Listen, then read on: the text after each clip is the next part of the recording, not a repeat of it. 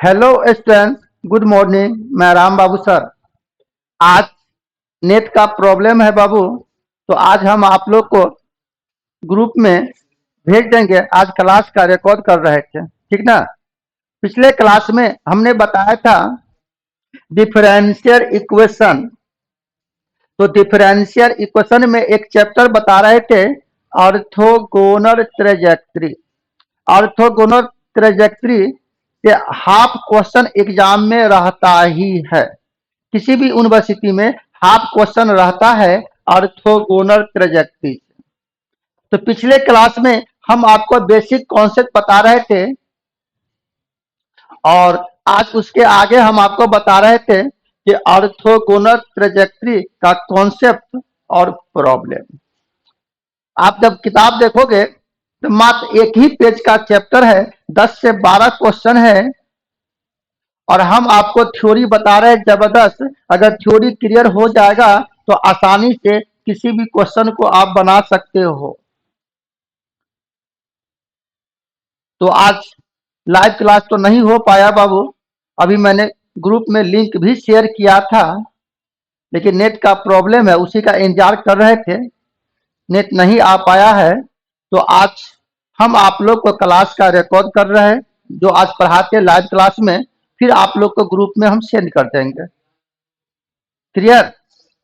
और जो डाउट रहेंगे फिर अगले क्लास में हम लोग क्लियर करेंगे, आप कमेंट करेंगे।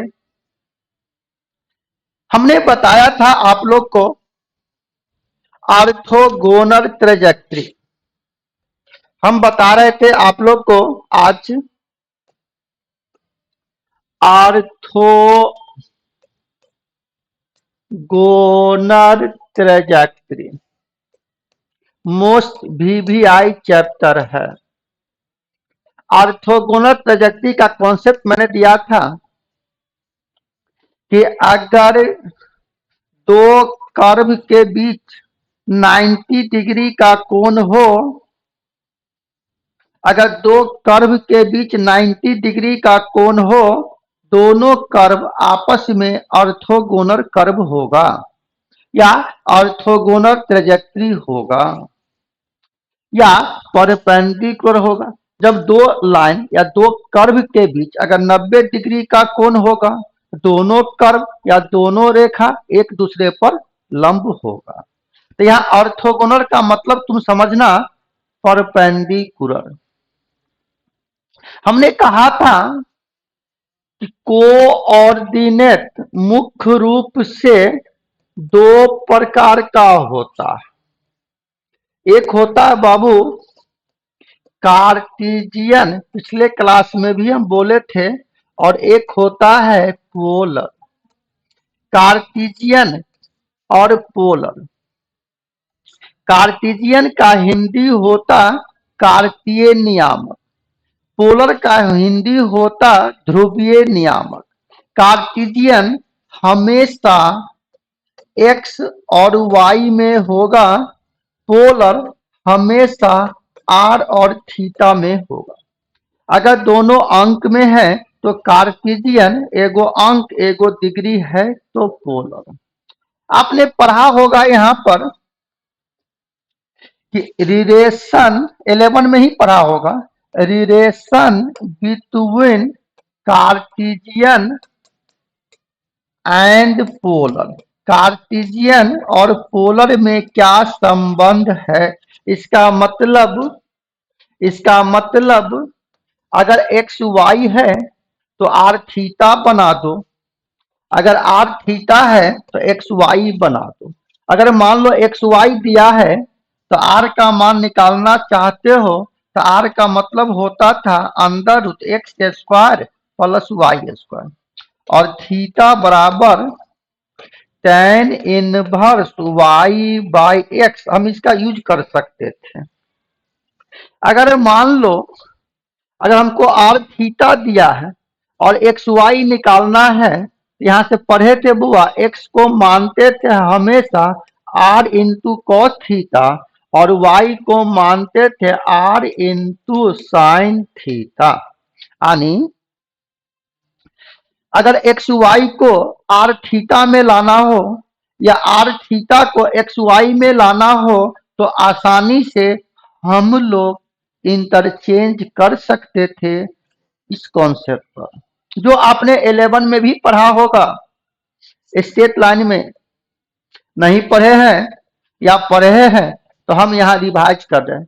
मेरी आदत है कि हम जो भी चैप्टर बताएंगे थ्योरी जबरदस्त और थ्योरी क्लियर रहे तो आसानी से हम लोग किसी भी राइटर का बुक हो, दुनिया का कोई भी क्वेश्चन हो, आप बना सकते हो।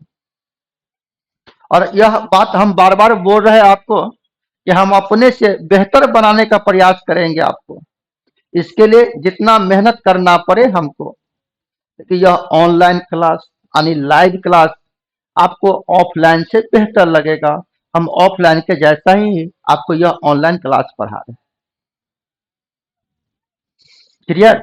जहां डाउट हो, आज तो रिकॉर्ड क्लास है बाबू, आप तो कमेंट कर नहीं सकते हो, हम आपका कमेंट देख नहीं सकते हैं, तो आज भर आप बर्दाश्त करेंगे। इस क्लास को देखेंगे जब हम आपके ग्रुप में सेंड करेंगे तो आज रिकॉर्ड कर रहे थे, फिर अगले क्लास में हम लोग कमेंट करेंगे, जहां जिसको डाउट होगा या फिर कॉलिंग के माध्यम से इसका सॉल्यूशन करेंगे। आप कॉल करेंगे हमको।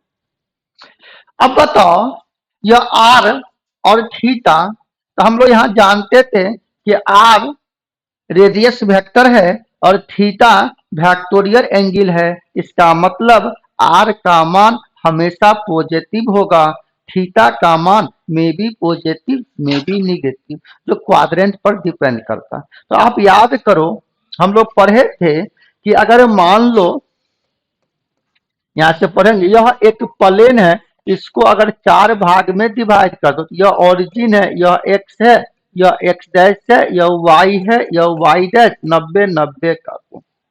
यह first quadrant, second quadrant, third quadrant और फोर्थ क्वाड्रेंट पढ़ा था। फर्स्ट क्वाड्रेंट में प्लस और प्लस, सेकेंड में माइनस और प्लस, थर्ड में माइनस माइनस और फोर्थ में प्लस माइनस। इसका मतलब फर्स्ट क्वाड्रेंट में एक्स और वाई दोनों का मान प्लस प्लस। अगर कोई भी पॉइंट अगर फर्स्ट क्वाड्रेंट में, तो इसका नियामक एक्स और वाई। सेकेंड क्वाड्रेंट में है तो माइनस एक्स और वाई, थर्ड में है तो माइनस एक्स और माइनस वाई, फोर्थ में है तो एक्स और माइनस वाई। तो हम यहां से कह सकते थे कि नोट में कि आर का मान हमेशा धनात्मक होगा, यानी r is always positive but theta में बी पॉजिटिव या निगेटिव, यानी आर का मान हमेशा धनात्मक होगा, थीटा का मान धनात्मक भी हो सकता, ऋणात्मक भी हो सकता। तो एक्स वाई का वैल्यू देखकर मालूम चलेगा कि वह पॉइंट किस क्वाड्रेंट में है, उसके अनुसार प्लस या माइनस।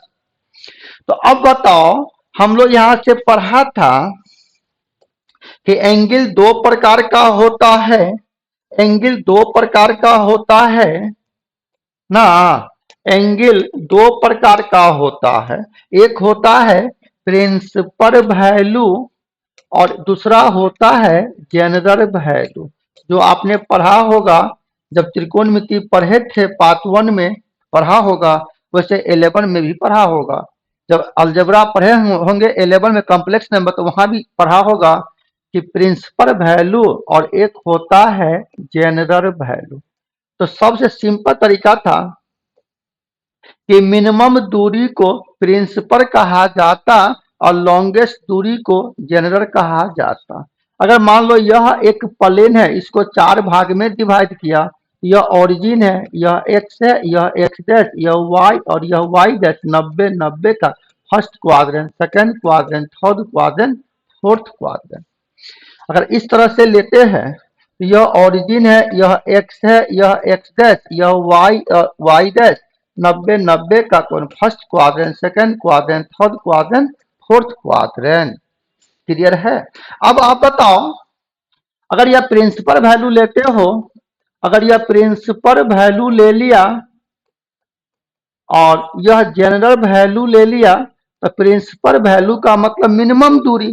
तो फर्स्ट क्वाड्रेंट में थीटा, तो सेकेंड में पाई माइनस थीटा, थर्ड में थीटा माइनस पाई और फोर्थ में माइनस थीटा। अगर जनरल वैल्यू से लेते हो इसमें थीटा, सेकेंड में पाई माइनस थीटा, थर्ड में पाई प्लस थीटा और फोर्थ में 2 पाई माइनस थीटा। इस तरह से हम लोग लेते थे।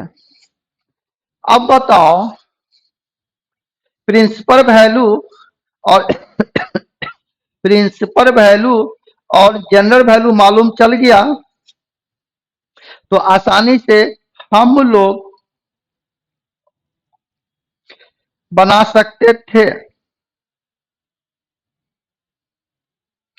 क्लियर है बाबू?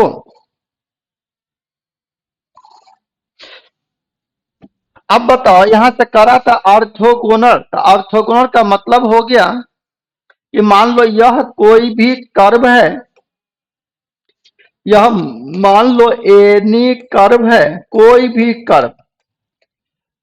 दूसरा यह कर्व है, इस कर्व पर अगर यह 90 डिग्री का कोण बनाता है तो इस कर्व को कहेंगे ऑर्थोगोनल कर्व।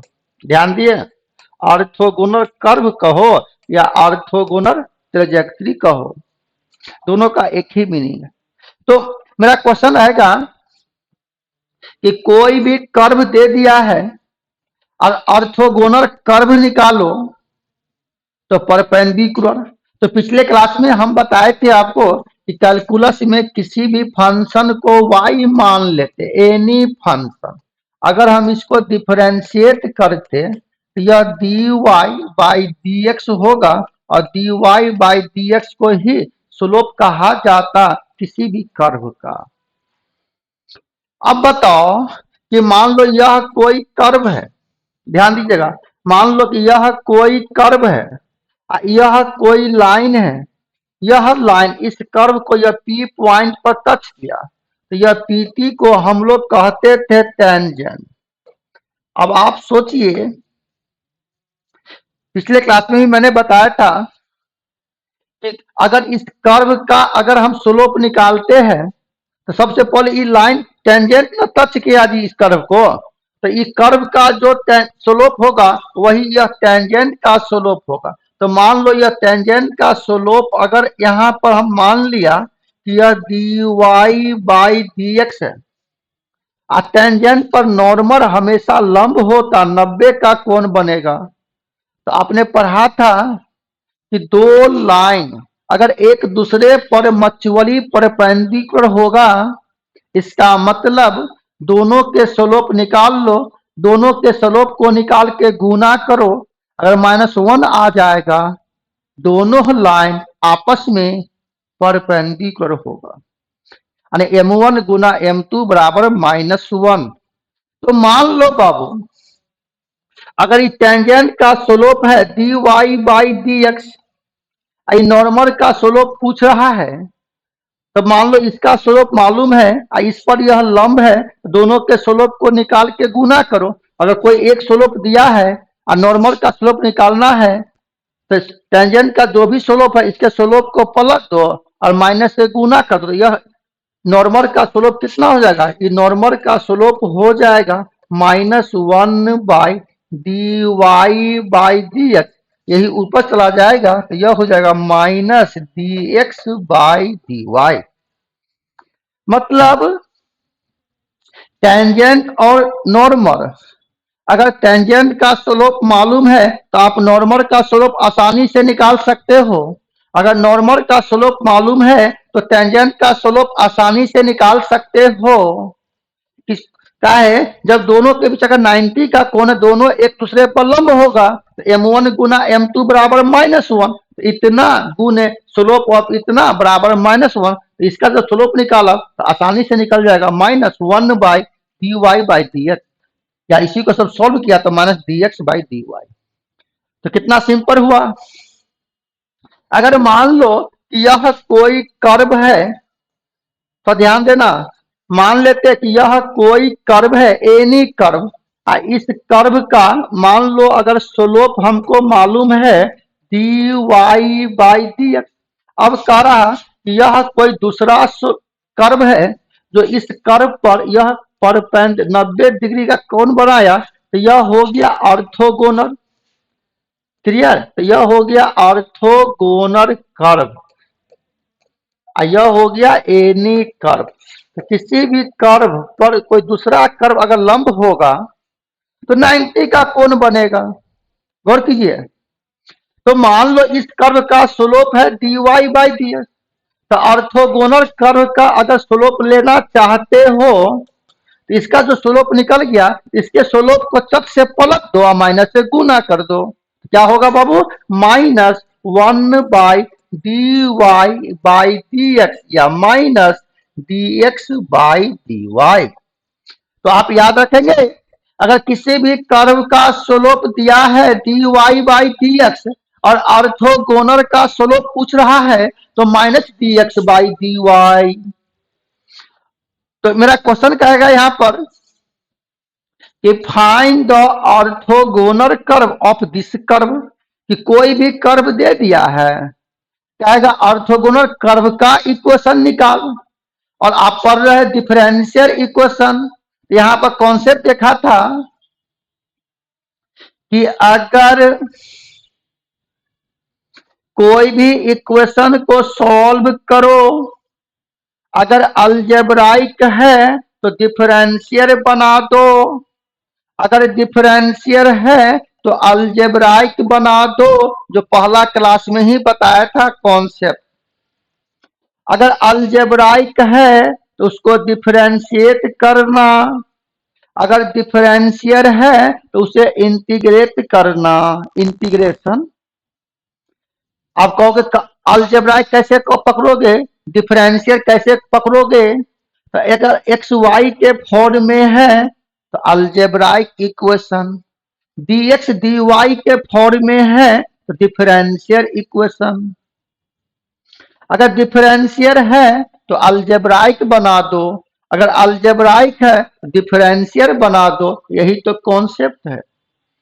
लेकिन यहां पर जो हम पढ़ रहे थे ऑर्थोगोनल ट्रेजेक्ट्री, तो दो ही प्रकार का कर्व होगा, या तो कार्टेशियन या पोलर। तो कार्टेशियन का मतलब एक्स वाई, पोलर का मतलब आर थीटा। तो कोई भी कर्व दिया जाए, वह सर्किल रहे, पाराबोला रहे, कॉन्क्वाइड रहे, एनी कर्व रहे, कहेगा ऑर्थोगोनल कर्व का इक्वेशन निकाल। तो फर्स्ट ऑफ ऑल जो भी कर्व दिया है उसका स्लोप निकाल लो। और याद करो, जब आप 12 में पढ़ा था कैलकुलस, तो वहां पर एक चैप्टर पढ़ा होगा एप्लीकेशन ऑफ डेरिवेटिव, उसी में आ गया था increasing decreasing function, maximum minimum function. याद कीजिए, टेंजेंट नॉर्मल चैप्टर। तो टेंजेंट का मतलब है स्पर्श रेखा। कोई भी लाइन किसी भी कर्व को किसी एक बिंदु पर टच करे, उस रेखा को टेंजेंट कहा जाता। जिस बिंदु पर टच करेगा उस पर कोई दूसरा रेखा अगर लंब हो, 90 डिग्री का कोण हो, तो उसे नॉर्मल कहा जाता। ऑर्थोगोनल का मतलब लंब, परपेंडिकुलर। क्लियर? तो पिछले क्लास में सारा कॉन्सेप्ट देने का प्रयास किया था, आज थ्योरी बता रहे हैं। और थ्योरी क्लियर रहे ना बाबू, तो आसानी से आप कोई भी क्वेश्चन बना सकते हो। क्या है कि मैथ दुनिया का सबसे इजी विषय है। और यह हम जो ऑनलाइन क्लास ले रहे हैं, आपको समझो कि तू ऑफलाइन पढ़ रहा भाई, बा एकदम जीरो से बताने का प्रयास कर रहे हैं, ताकि कोई भी क्वेश्चन आप बनावे तो व्हाट हैपन ना रहे, काहे, क्यों, कैसे आया, इस सारा बाधा हम दूर करने का प्रयास करें जब थ्योरी क्लियर रहेगा। तो इसलिए थ्योरी पर हम विशेष जोर दे रहे हैं आपको। क्लियर? तो स्लोप समझ गए बाबू। अब बताओ, यहां से कह रहा है कि दो ये प्रकार का कोऑर्डिनेट है, या तो कार्टेशियन या तो पोलर। तो अब बता रहे हैं कार्टेशियन फॉर्म में, पिछले क्लास में भी हेडिंग मारे थे यहाँ पर, कि ऑर्थोगोनल ट्रेजेक्टरी इन कार्टेशियन फॉर्म। करा कोई भी कार्टेशियन फॉर्म में कोई भी इक्वेशन दिया है, करा ऑर्थोगोनल कर्व निकालो। तो बनाने का तरीका है कि फर्स्ट ऑफ ऑल जो भी इक्वेशन दिया जाए कार्टेशियन है, या तो y बराबर फंक्शन ऑफ x होगा या x बराबर फंक्शन ऑफ y होगा। तो यह बनाने का तरीका हो गया आपको वर्किंग रूल। करा first of all given curve दिया जाएगा। तो मान लेते पहला नंबर यहां दिया हुआ है, गिवन कर्व y बराबर फंक्शन ऑफ x या x बराबर function of y in the Cartesian curve. यह कोई भी कर्व है, यह कार्टेशियन कर्व है, यानी x और y के फॉर्म में, y बराबर फंक्शन ऑफ x या x बराबर फंक्शन ऑफ y। जो भी गिवन इक्वेशन दिया है, गिवन कर्व दिया है, फर्स्ट ऑफ ऑल उसको आप डिफरेंशिएट करो। क्या करेंगे सेकंड नंबर कि differentiate with respect to x in the given curve. जो भी कर्व है उसको आप पहले डिफरेंशिएट कर दो x के रिस्पेक्ट में। Differentiate with respect to x in the given curve, given equation. और जो भी कर्व दिया है उसमें जो भी अगर पैरामीटर हो, जो भी कांस्टेंट टर्म हो, उसको किसी भी तरह इलिमिनेट कर दो, यानी हटा दो। इसमें लिखेंगे एंड इलिमिनेट मतलब गायब करना, and eliminate the constant term. जो भी कांस्टेंट टर्म है, कहीं कहीं कांस्टेंट टर्म की जगह लिखा रहेगा पैरामीटर। जो भी पैरामीटर है, जो भी कांस्टेंट टर्म है, उसको किसी भी तरह इलिमिनेट कर दो, यानी हटा दो। यह दो तरीका सीख गए कि गिवन कर्व, जो कर्व दिया है उसको आप डिफरेंशिएट कर दो x के रिस्पेक्ट में। इससे क्या मालूम चलेगा बाबू कि dy बाई dx निकल जाएगा जब ऑर्थोगोनल कर्व पूछेगा। थर्ड नंबर लिख लिए होंगे। थर्ड नंबर में करा फॉर द ऑर्थोगोनल ट्रेजेक्टरी या ऑर्थोगोनल कर्व। जब ऑर्थोगोनल कर्व निकालना है तो उस केस में क्या करेंगे, वी रिप्लेस या put we replace dy by dx by minus dx by dy। मतलब dy बाई dx के जगह माइनस dx बाई dy रख दो। उसके बाद क्या करेंगे, एंड इट्स इंटीग्रेट, उसको इंटीग्रेट करके सॉल्व कर दो। इंटीग्रेट करो एंड इट्स इंटीग्रेट उस डिफरेंशियल इक्वेशन को, तब जो इक्वेशन प्राप्त होगा, है ना, and it's integrate and it's solve, फिर उसको सॉल्व करेंगे। उससे क्या होगा, so we get the required equation of the orthogonal curve या ऑर्थोगोनल ट्रेजेक्ट्री, जो भी कहो, ऑर्थोगोनल ट्रेजेक्ट्री। तो बड़ा सिंपल लैंग्वेज में हम लिखने का प्रयास किया है आपको, यही बनाने का तरीका है। क्वेश्चन देख के मालूम चल जाएगा कार्टेशियन फॉर्म में है कि पोलर फॉर्म में है। तो अभी हम आपको कार्टेशियन फॉर्म में बता रहे थे, एक्स वाई में है तो कार्टेशियन। यही 3 को स्टेप करना था हम लोग को, कि जो भी इक्वेशन दिया है उसको पहले आप डिफरेंशिएट कर दो, और d y by d x बराबर एक्स वाई के फॉर्म में आएगा कोई भी रिलेशन। सिर्फ प्रयास करना जो आर्बिट्रली कांस्टेंट हो, जो पैरामीटर है, उसको किसी भी तरह इलिमिनेट कर दो, हटा दो।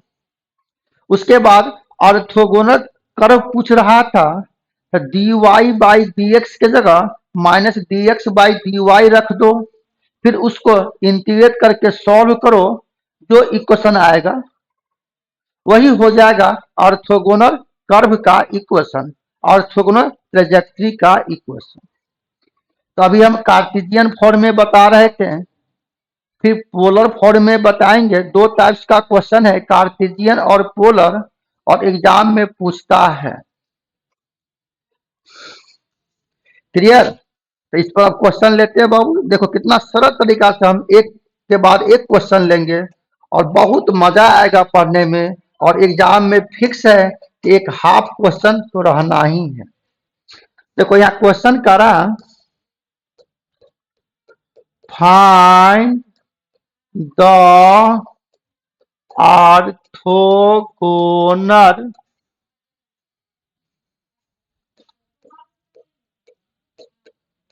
ट्रेजेक्ट्री, करा find the orthogonal trajectory of the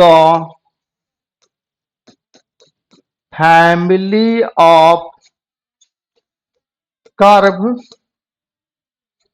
यह है कर्व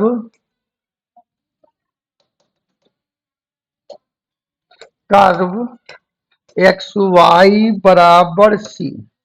यहाँ सी क्या है बाबू? पैरामीटर है। सी यहाँ कांस्टेंट टर्म है, कहीं कहीं लिखा भी रहेगा where c is the parameter या कांस्टेंट टर्म। सारा इस इक्वेशन को सॉल्व करो, बताओ कितना इजी है। क्वेश्चन को बारीकी से पढ़िएगा। मेरा क्वेश्चन कह रहा था कि फाइंड द ऑर्थोगोनल कर्व या find the orthogonal trajectory of the family of curve. Family of curve का मतलब हुआ किसी भी प्रकार का कर्व हो, कोई भी इक्वेशन हो। वैसे एक्स वाई बराबर सी है, इस इक्वेशन को हम लोग हाइपर बोला का इक्वेशन कह सकते हो। यह हाइपरबोला का इक्वेशन है, एक्स वाई बराबर सी। यहाँ सी क्या बाबू? Constant term. इस यह इक्वेशन दिया है एक्स वाई बराबर सी, यह इक्वेशन कार्टेशियन फॉर्म में है। करा इसका ऑर्थोगोनल कर्व निकालो, जहां सी पैरामीटर है। तो अब बताओ, क्वेश्चन देख के मालूम चल जाएगा कि वह क्वेश्चन किस टाइप का है, यानी कार्टेशियन फॉर्म में है या पोलर फॉर्म में है। क्लियर? तो क्वेश्चन बारीकी समझ गए आप लोग कि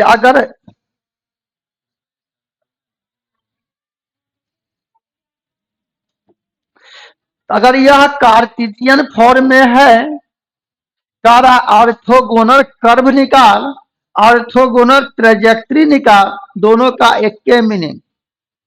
मात्र 10 से 12 क्वेश्चन है, और आसानी से हम आपको बता रहे हैं। सबसे इजी कॉन्सेप्ट दिया, कैसे आप ऑर्थोगोनल कर्व निकालोगे किसी भी कर्व का। बढ़े आगे, इस क्वेश्चन को हम सॉल्व कर रहे हैं बाबू, ध्यान दीजिएगा। देखो यहाँ क्वेश्चन कर रहा था, दिया हुआ है given curve x into y बराबर सी।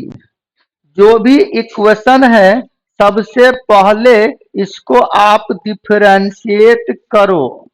जो भी इक्वेशन है इसको आप पहले डिफरेंशिएट करो। क्लियर? इसको हम पहले डिफरेंशिएट कर रहे हैं और बड़ा सरल तरीका से बनेगा क्वेश्चन। बढ़े आगे बाबू।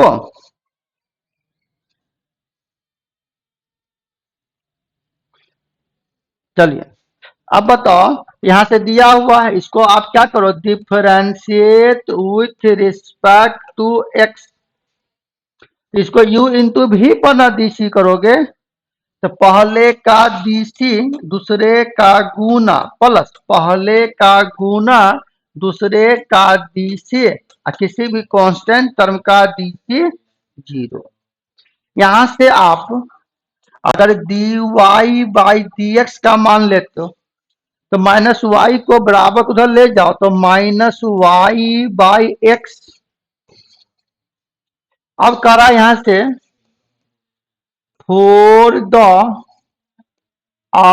Orthogonal trajectory. अब ऑर्थोगोनल ट्रेजेक्ट्री पूछ रहा है, यहां से करेंगे सो पुट या replace dy by dx in minus dx by dy, यानी dy बाई dx जगह यह रख देंगे। मान लो इसको समीकरण 1 तो इसको मान ले समीकरण 2।